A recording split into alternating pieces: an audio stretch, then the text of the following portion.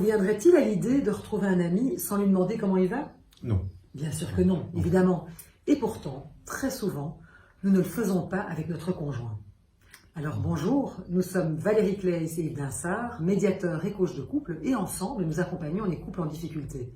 Que ce soit des couples qui veulent se retrouver, se réinventer, ou alors des couples qui décident de se séparer et qui veulent le faire sans se déchirer. Tout à fait.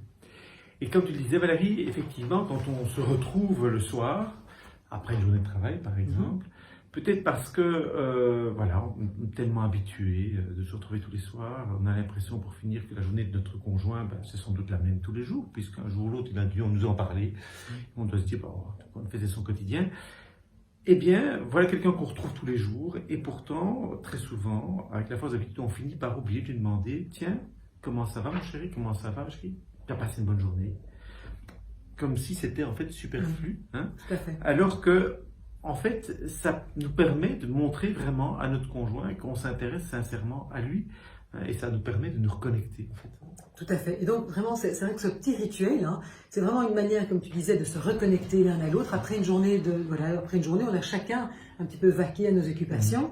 Et vraiment, c'est un moment où on va dire, mais voilà, ici, on signifie à l'autre que maintenant, on rentre dans une autre énergie, un autre moment, où quelque part, on remet un petit peu, je dirais, son couple au centre, où l'autre voilà, reprend voilà, de l'importance. Et donc, en faisant ça, on signifie quelque part à l'autre que, voilà, ici, maintenant, c'est un moment pour notre couple. Et alors, ça ne va pas spécialement durer longtemps, ça peut durer quelques minutes de temps justement de se demander tiens comment ça va. Et puis si vous avez plus de temps, mais pourquoi pas, je dirais le faire autour d'un petit apéro ou je sais pas moi aller se promener autour du bloc ou dans le jardin pour voilà un petit peu débriefer sur sa journée respective. Ouais. Donc pensez à ces différents petits rituels, à différents moments de la journée, hein. Ça peut être le soir quand vous allez vous coucher. On oublie ça aussi, hein. Bonne nuit ma chérie. Ou bonjour mon cœur, tu as bien dormi. Ou en quittant la maison, bonne journée.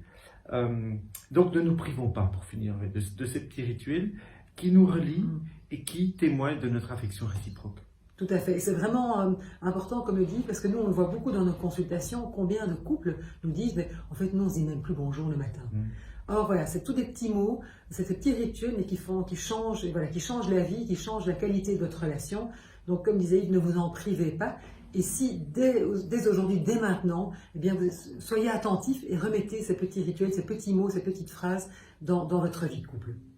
Merci beaucoup et on vous dit dans 15 jours pour un nouveau conseil de comédiation. Au revoir. Au revoir.